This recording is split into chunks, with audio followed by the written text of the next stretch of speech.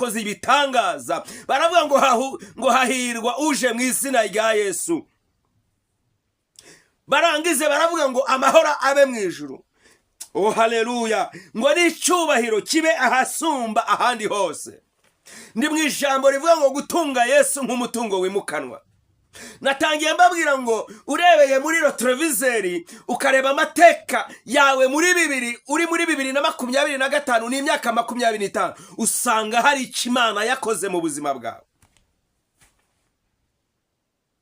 Taragiraga ijambo Imana yaduhaye ijambo, taragiraga agaciro Imana yaduhaye agaciro. Abari isuzugurwa Imana yabambise icyubahiro.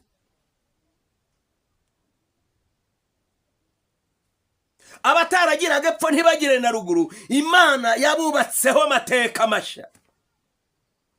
Mana yacishimwe cyane. Oh haleluya. Ndi mu ijambo rivuga gutunga Yesu nk'umutungo wimukana.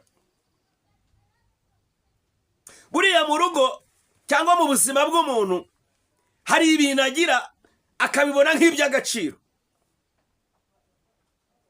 akubaka bikamuvuna, nibyo birumvikana, ni inzu ni y'agaciro. Akihangana, akizigama, akavuga ngo nanjye mbe nk'abandi bagabo, akagura imodoka igitaha mu gipangu, ibyo nabyo ni by'agaciro.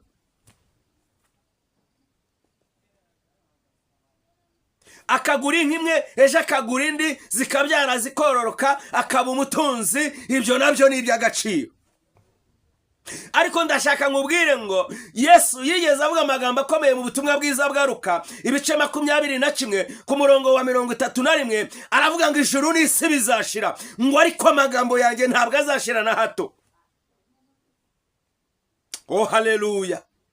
Rero ibi bigaragara nk'inyongezo, ibi bigaragara nk'intizanyo ukiri ku isi, kuko niyo upfuye ntabyo baguhambana, niyo upfuye ntabyo baguherekezanya. Ariko iyo watunze Yesu nk'umutungo wimukana, no mu rupfu muragendana. Kandi ibyo waruhiye n'ibyo wavunikiye bigasigara biribwa n'abatarabiruhi.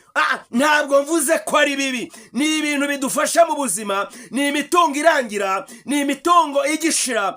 Ariko iyo wabanye na Yesu, iyo watindanye na Yesu, iyo wicaranye na Yesu, ukabana na Yesu ku manywa na nijoro, akugira udasanzwe, naho wabuvuka ahadasa ahoroheje, ahaciriritse, Imana irakuzamura. Ndi ku ijambo rivuga gutunga Yesu nk'umutungo wimukanwa.